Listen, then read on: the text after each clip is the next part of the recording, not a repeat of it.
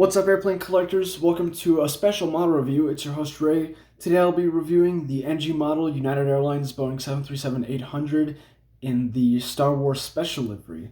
This model was released in May of 2022. However, it was delayed and it didn't start arriving to retailers and collectors until late June of 2022. This model has been highly wanted and sought after in the model collecting community in both 1 to 400 and 1 to 200 scale ever since the aircraft was painted in the special livery. However, unfortunately, as of early 2022, the aircraft was repainted into a normal United Airlines paint job. So this Star Wars special livery does not exist as an aircraft anymore. However, this is probably what allowed the model manufacturers to start making this model. I'd also like to give a quick disclaimer that I don't know very much about the Star Wars franchise and everything. So if I do say something wrong or if I butcher something, or in general if you'd like to give more context or information about something, by all means feel free to drop that down below in the comment section. Enough talk about that. This review will consist of a discussion of the model's box, then a discussion of the model and its features, and at the end of the video, I'll give my personal opinion about what I think of the model and whether or not I recommend it to other collectors. So let's go. So here's the box. It's the same size as other NG737 boxes, sitting at 13 centimeters long, 13 centimeters tall, and about 4 centimeters wide. The box has been a area of discussion in the model collecting community due to the box art being received with mixed reactions. I'll just put it that way. I'll show you around the box now. So here you can see the front, the bottom, the right side.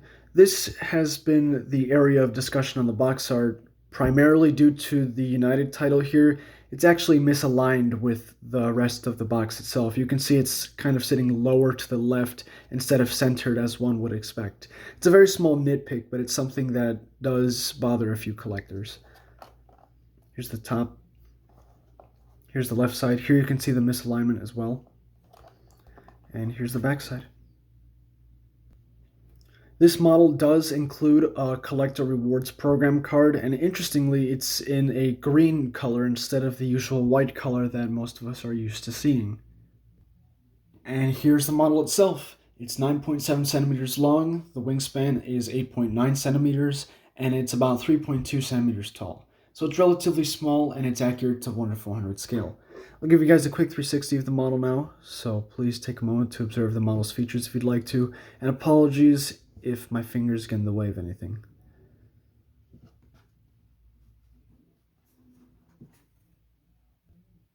We'll start the review with the fuselage. Here you can see the front section of the aircraft. There's definitely a lot to look at here, and a lot of the details are very hard to notice, especially with the white dots or the stars in the paint job. However, I have nothing to complain about. The nose shape looks really good as per usual with NG737s. Here you can see a lot of printed stars, but you can also see at least the windows. And here you can see 2 printed Star Wars spacecraft, and of course the large United title. This United title has been also noticed to have an odd color. I'm not sure what the deal is with the color. I think it's a little bit too bright of a blue. However, I'm not 100% sure on that, so please do some more research as well.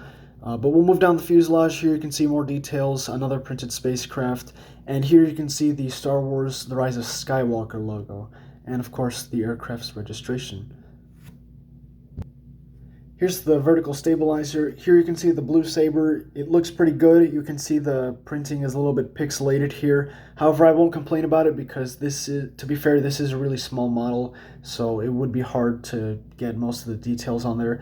I'd also like to take this moment to, I guess, give some credit to NG model because this, I imagine, was a very hard model to produce with all of the details necessary. So huge thanks to them on getting the model out in such a short period of time. Anyway, the saber here looks good. You can see it's the blue color, no complaints on the printing here, and the blue color looks accurate.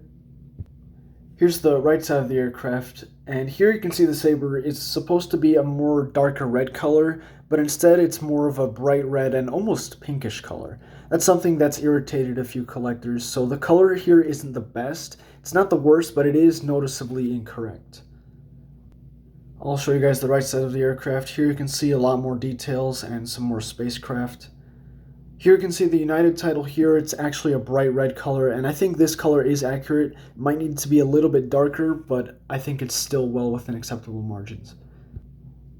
Let's talk about the wings. The wings are really good. The molded detail is nicely done, and so is the printed detail. No complaints on the wings. I'll show you guys the bottom. The bottom of the wings aren't as detailed, obviously, but they're still pretty nicely done. Now, the wingtips on this model have also been an area of focus for collectors recently because the wingtip colors are actually quite off. Here you can see the blue color on the left wingtip, and you can tell that it's a lot brighter than it should be. If anything, this blue color should be a little bit darker and more saturated, but instead it's more of a light blue color. So if you're picky about the colors, then please take this into account. The same can be said about the right side wingtip. It is a much lighter red than it should be, so if you're picky about the colors, just please take this into account. However, the shape of the wingtips themselves, the scimitar winglets, they are fabulous as per usual. The NG model scimitar winglets look really good. We'll move to the rear of the aircraft. Here you can see the horizontal stabilizers. They look good, no complaints on them. You can see a paint chip on the right one here, which that's kind of irritating. I can probably fix it, but just please keep that in mind that your model might arrive with some paint chips if you choose to order it. Here's the bottom side. Here you can see the APU and the other rear section of the aircraft. Here are the engines. The engines look pretty good as per usual. There's a lot of stars on them and printed detail that you can actually see. Here's what the fan blades look like. Fan blades look pretty nice.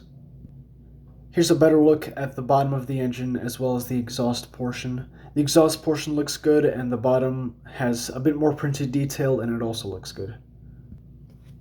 Let's discuss external features. This model features antennas and Wi-Fi domes. There's two antennas on the top of the aircraft, one here and here, both painted white, and there's three antennas on the bottom, one here painted red, and these two back here in the rear section of the aircraft also painted red, and there is one Wi-Fi dome on the top of the aircraft.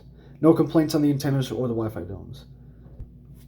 Here's the entire bottom section of the aircraft. Here you can see a few printed details. No complaints on anything down here. Looks pretty good as well. Now let's discuss the landing gear. The landing gear have also been a subject of discussion in the collecting community since the nose gear is actually a little bit too tall. This has been a problem with some NG737 batches, and unfortunately this one was no exception to that. So the gear is a little bit taller than it should be. It's not by very much, but it is noticeably taller, so that's something to not be worried about, but to notice. But the wheel does roll smoothly, and everything else looks fine with it. The main landing gears are the correct dimensions, and they're made nicely. They have a decent amount of detail on them, but you can kind of see they're actually angled forwards towards the front of the aircraft, instead of angled at least perpendicular to the ground or angled backwards like on most models. So the gear positioning isn't the best on this model overall. However, you can see that there is a lot of detail on the landing gears and the wheels do roll smoothly, so the quality control wasn't too bad either. Here's the front of the aircraft, and here you can see the gear balance and the wing flex. The wing flex looks really good, the gear balance looks really good, so no complaints on this section, and it's very hard to see due to my camera not cooperating, but the cockpit window printing is fabulous, and I don't really notice anything imbalanced with it. And that's the end of the review. Now time for my opinion. Honestly, this model, it's decent. It's pretty good. It does have its defects, but compared to what other competitors are going to offer in the near future, and the only other competitor I can think of right now is JC Wings, this is a pretty solid model.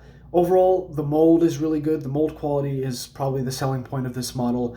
And the colors aren't the best. They're still within somewhat acceptable margins. So therefore, I do recommend this model to other collectors. The color's a bit off, and it does have a few quality control issues, but if you're willing to get this model, then go for it. Honestly, if you want to wait for the JC Wings version, which doesn't have the best mold, but probably will have more accurate colors, then by all means you can wait for that. But I honestly recommend this one over the JC Wings one due to just the mold quality. It's a lot better, and I like it. So that's the end of the video. Thank you so much for watching. If you have anything that you'd like to ask or add, please drop that down below in the comment section. Like, comment, and subscribe. Stay tuned for more airplane siren and rocket content, hopefully in the future. I'll see you guys in my next video.